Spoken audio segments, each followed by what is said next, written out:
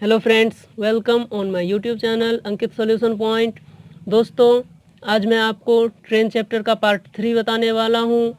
Part 1 और part 2 में मैं आपका कॉन्सेप्ट के साथ साथ कुछ एग्जांपल्स बता चुका हूँ। चलिए और एग्जांपल्स से अपना और कॉन्सेप्ट्स क्लियर करते हैं। चलिए देखते हैं फर्स्ट एग्जांपल।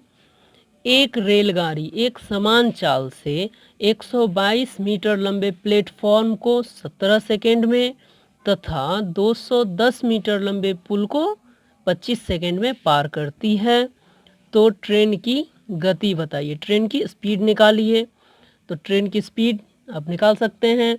तो ट्रेन की स्पीड निकालने के लिए आपको इसमें क्या सब दिया हुआ है?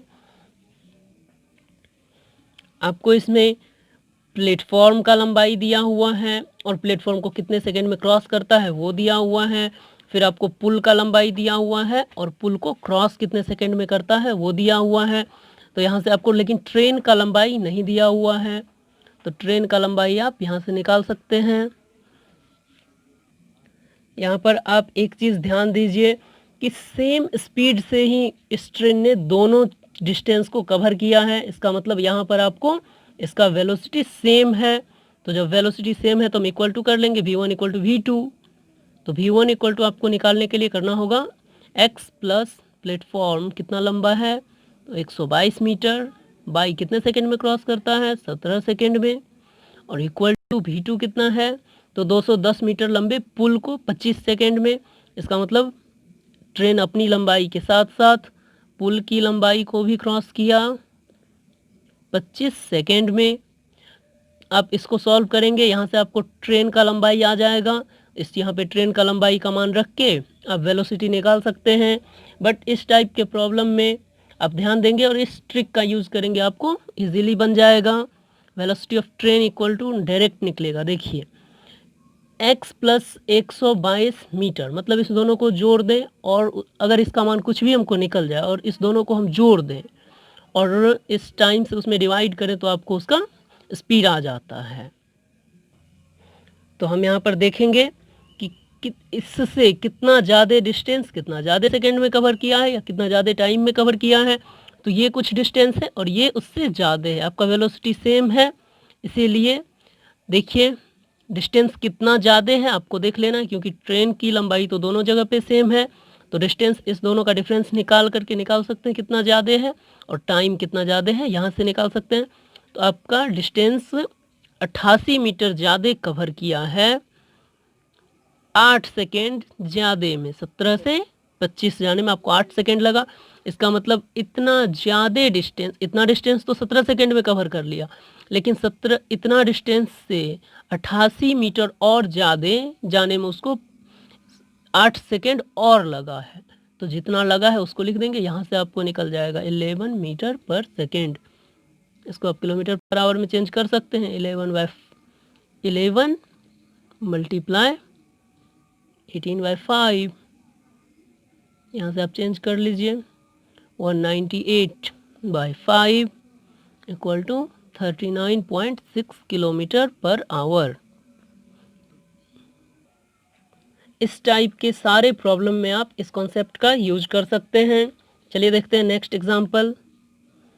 एक ट्रेन 500 मीटर लंबी सुरंग को 72 किलोमीटर पर आवर की चाल से चलते हुए 1 मिनट में पार कर जाती है, तो बताएं कि ट्रेन की लंबाई क्या है।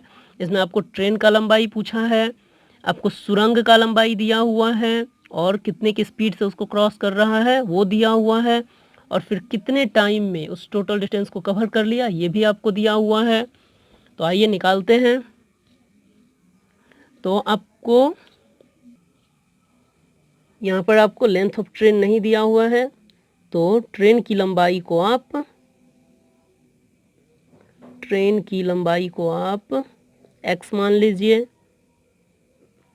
Equal to x। अब आप speed equal to distance by time formula का यूज करके इसका लंबाई निकाल सकते हैं।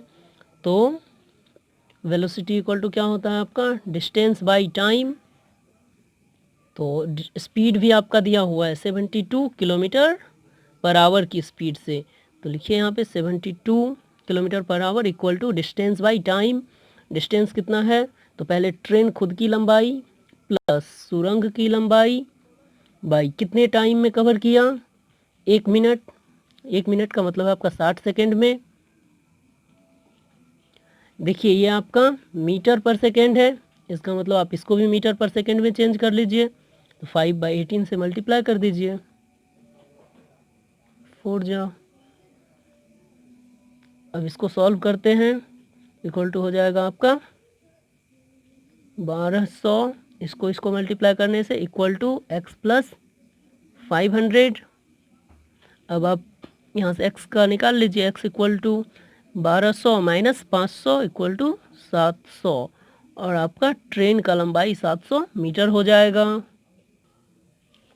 चलिए देखते हैं नेक्स्ट एग्जाम्पल। एक 100 मीटर लंबी ट्रेन विपरीत दिशा में, ट्रेन की लंबाई आपको इसमें दिया हुआ है, ट्रेन की लंबाई 100 मीटर, विपरीत दिशा में 5 किलोमीटर पर आवर की चाल से चल रही एक व्यक्ति को 7.2 सेकेंड में पार कर जाती है। तो बताएं कि ट्रेन की गति कितनी है। तो वेलोसिटी इक्वल टू आपका होता है formula distance by time. But यहाँ पर आप ध्यान दीजिए, ट्रेन भी आ रही है और ये मेन भी आपका आ रहा है, तो यहाँ पे आपको वेलोसिटी ऑफ ट्रेन नहीं पता है, बट आपको ये विपरीत दिशा से आ रहा है, इसका मतलब दोनों एक दूसरे को क्रॉस करेगा। वेलोसिटी ऑफ मेन आपको पता है 5 किलोमीटर पर आवर।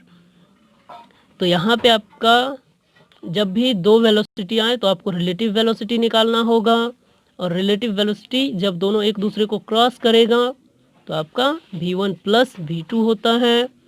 तो यहाँ पे आपको relative velocity equal to formula लगाना है। तो v1 तो आपको पता नहीं है ट्रेन का, तो लिख दीजिए v1, या फिर आप इसको लिख सकते हैं velocity of train plus velocity of man equal to आपको दिया हुआ है 5 equal to distance by time. तो डिस्टेंस आपका दिया हुआ है 100 मीटर को 7.2 सेकेंड में क्रॉस करता है। ये आपका मीटर पर सेकेंड में है, इसको ये आपका किलोमीटर पर आवर में, इसलिए आप इसको भी किलोमीटर पर आवर में चेंज कर लीजिए और इसको 18/5 से मल्टीप्लाई कर दीजिए। अब कहाँ जाएगा 0.4। तो velocity of train plus 5 equal to, यहाँ से जब पॉइंट उड़ाएंगे आप तो 200, उसको 4 से भाग दीजिए 50, तो आपका हो गया 50 किलोमीटर पर आवर। और यहाँ से आप वेलोसिटी ऑफ ट्रेन निकाल सकते हैं, 50 kilometre per hour minus 5 kilometre per hour equal to 45 kilometre per hour. दोस्तों आप इन सभी कॉन्सेप्ट्स को फॉलो करिए। मैं आपका ट्रेन चैप्टर का और कंपटीशन का बहुत सारा टॉपिक, बहुत सारा चैप्टर मैं सीरीज वाइज आपका क्लियर करा रहा हूँ, तो आप इन सभी वीडियोस को ध्यान से देखिए। चलिए मिलते हैं नेक्स्ट वीडियो में। Thanks for watching.